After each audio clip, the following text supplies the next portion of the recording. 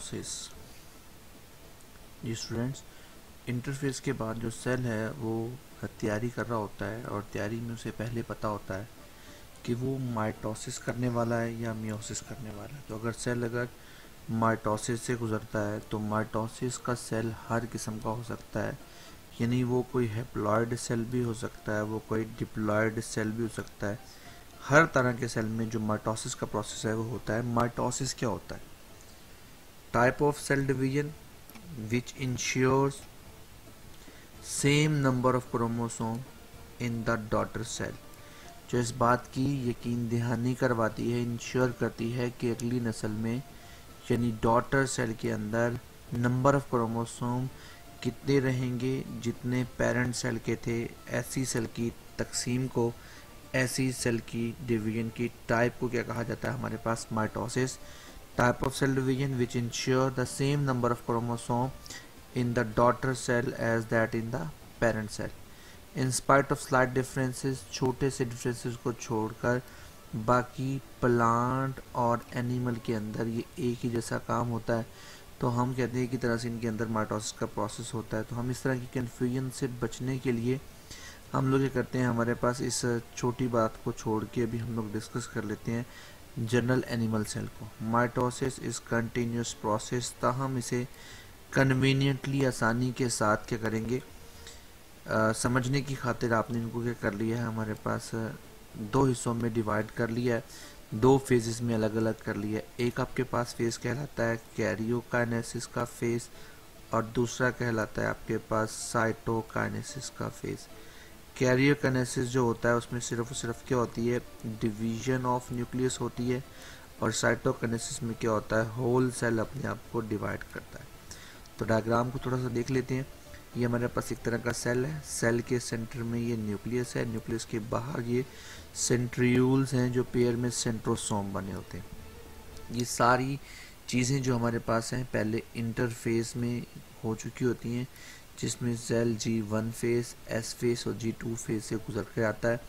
जैसे G2 face ख़त्म होती है उसके बाद सेल अपने आप को कहाँ ले जाता है, माइटोसिस के पहले फेज में इसका नाम होता है प्रोफेज। अर्ली प्रोफेज में क्या होता है कि जो स्पेंडल्स होते हैं वो क्या होते हैं, अपने अपने पोल्स की तरफ जाना शुरू हो जाते हैं। यानी जो सेंट्रियूल्स होते हैं ये सेंट्रोसोम से अलग होकर क्या होते हैं, अलग अलग अपने पोल्स पर और बाइपोलैरिटी पैदा करते हैं।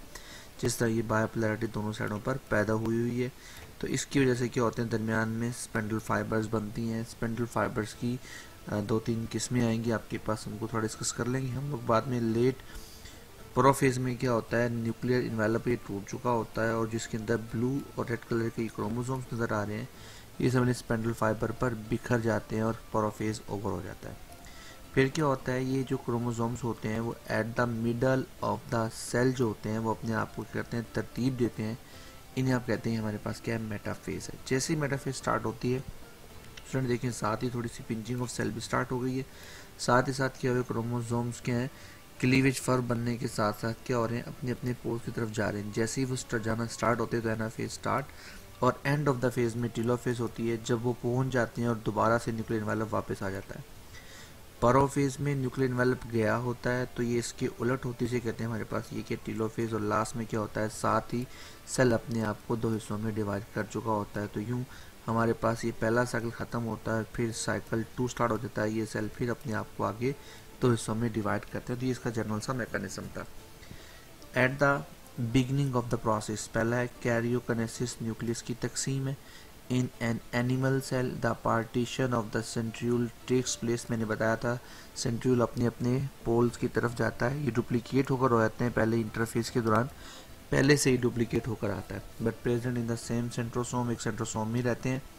लेकिन जैसे ही फिर अपने आप को अलग करना होता है किस काम के लिए, ताकि वो के माइग्रेशन करते हैं अपोजिट पोल की तरफ और क्या करते हैं, बाइपोलैरिटी क्रिएट करते हैं। मैंने सारी बातें बताई हैं, जिससे क्या होता है, इस सेट ऑफ माइक्रोट्यूब्यूल्स ओरिजिनेट होता है from the each pair of the सेंट्रियूल्स।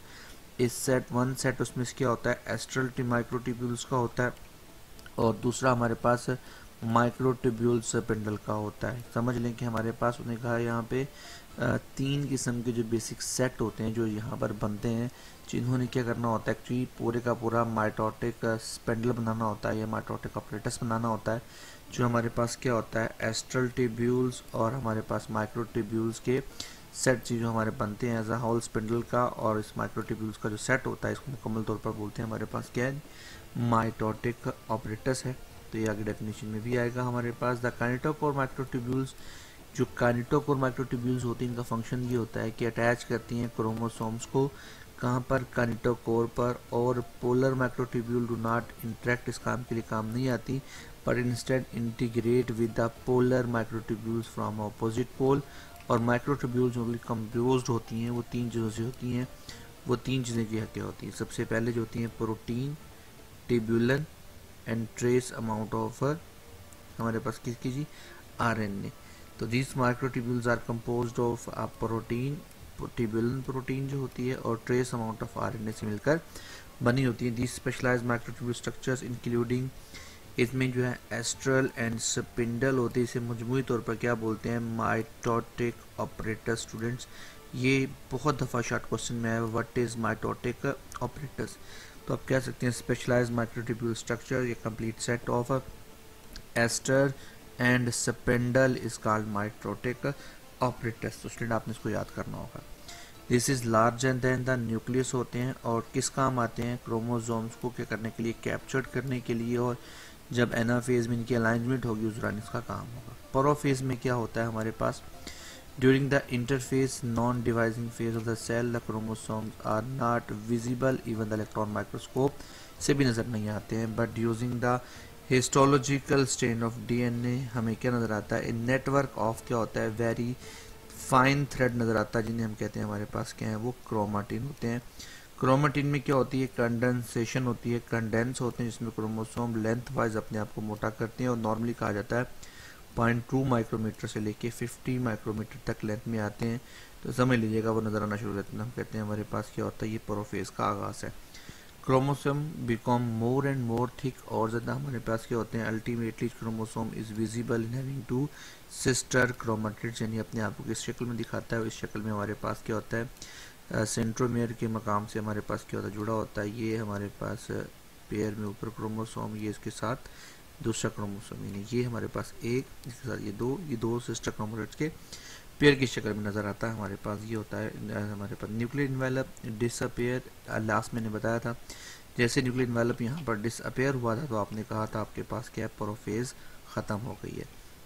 तो जी स्टूडेंट्स जैसे हमारे पास ख़त्म होगा उसके बाद हमने बताया था कि अब क्या होगा, तमाम जो क्रोमोसोम्स होंगे वो क्या होंगे अपने आप को अलाइन करेंगे एट द सेंटर, किसके जरिए काइनेटोकोर फाइबर से। आपने पढ़ा था एस्टर्स बनते हैं और काइनेटोकोर फाइबर्स के अटैचमेंट से क्या होता है वो अपने आप को सेंटर में अलाइनमेंट करेंगे, जब ये अलाइनमेंट करेंगे तो हमारे पास ये क्या है काइनेटोकोर बनेगा। उसके बाद स्टूडेंट याद देखिएगा हमारे पास एनाफेज था, तो जो नॉन काइनेटोकोर पोर्शन थे वो अपने आप को कंडेंस करेंगे, जिससे क्या होगा वो दरमियान के स्पोल से क्या होगा क्रोमोसोम टूटेंगे और क्या हो जाएंगे अलग अलग पोल्स की तरफ जाएंगे।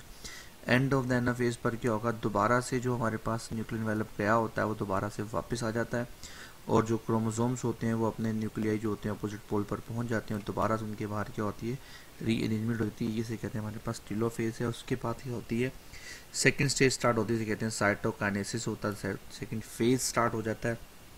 कैरियोकाइनेसिस के बाद साइटोकाइनेसिस, जिसमें क्या होता है प्लांट सेल के अंदर मैकेनिज्म जो होता है वो क्या होता है हमारा डिफरेंट होता है। एनिमल के अंदर क्लीवेज फर्व बनती है जिससे डिवीजन होती है, लेकिन स्टूडेंट याद रखिएगा प्लांट सेल में ऐसा नहीं होता। प्लांट सेल में जो होती है वो हमारे पास गोल्जी ऑपरेटस के कलेक्ट हो जाने की वजह से, एक जगह पर इकट्ठे हो जाने की वजह से ख़ास किस्म की क्या बनती है एक प्लेट बन जाती है, जिसे आप लोग क्या बोलते हैं हमारे पास फ्रेगमोप्लास्ट बनती है जो फिजिकल से बनती है। इन फ्रेगमोप्लास्ट के दरमियान में इकट्ठे होने की वजह से क्या होता है एट द एंड साइटोकाइनेसिस अपने आप को कंप्लीट कर जाती है।